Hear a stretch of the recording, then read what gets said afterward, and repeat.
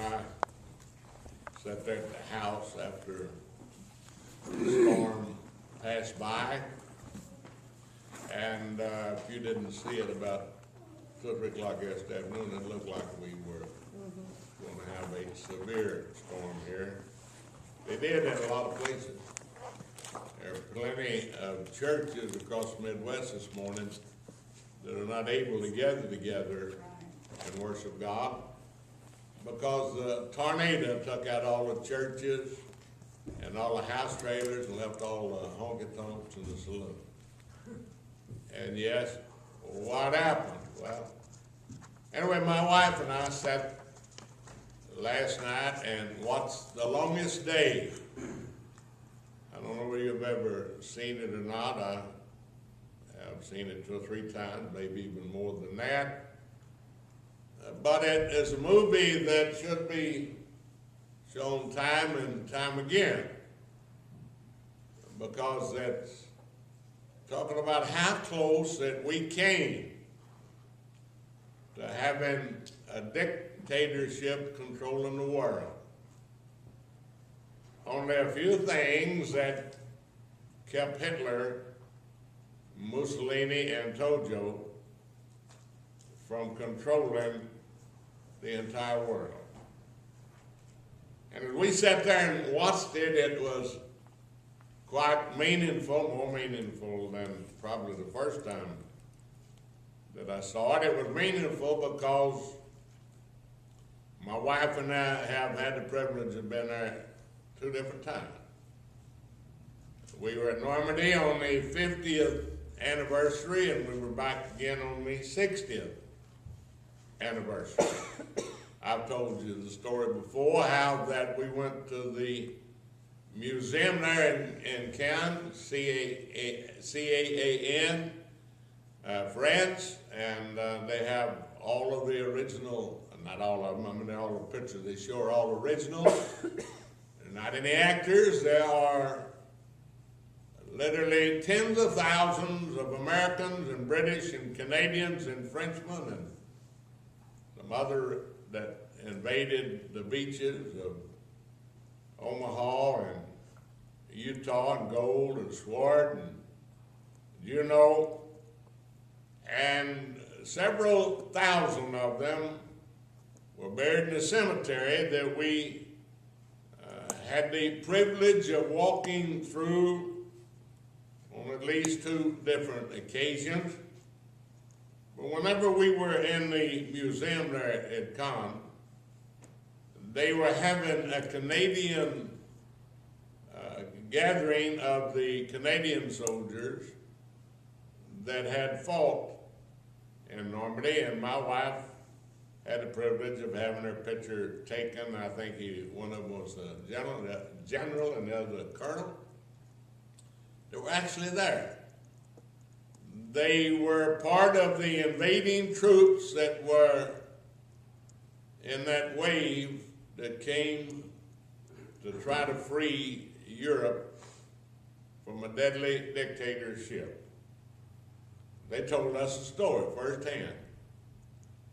We went on from there, went out to Le Havre and several other, Chabot and several other places as we toured around France, and we went down to the beaches. We walked all 5 beaches, looked at the cliffs, looked at all of the barriers that the Germans had installed. We even went into one of the pillboxes that they had to fight as they came up the cliff. And I sat here this morning as I sat there last night and wondered how many people can really get an image of what that was like whenever they invaded that beach. Whenever they crawled off of those ships down into the landing craft, knowing that they were going to be facing a hostile enemy. Majority of people in the United States were not alive at that time. they don't know what the history of it is, because we don't teach it in our schools. If we do, it's very little. Our parades no longer are revealing that, and furthermore than that, who's going to believe how hostile that was? I've had people tell me that there was no such thing as a Holocaust, that there weren't 5 million Jews killed in the Second World War. We went into a Russian cemetery where 5 million Russians, not all buried there, but had been killed.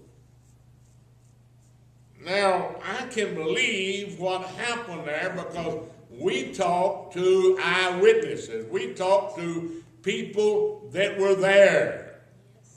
Not only do I read it in the history books, not only can I see it in a movie, I know it because I heard officers of the British Army and American soldiers as they gathered there in that museum that day, and they discussed the things that had taken place on D-Day.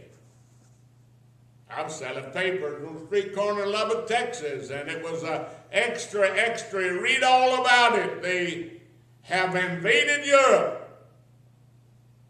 And Eisenhower took a great chance and a gamble, because as the movie portrays, the weather was tremendously bad that day.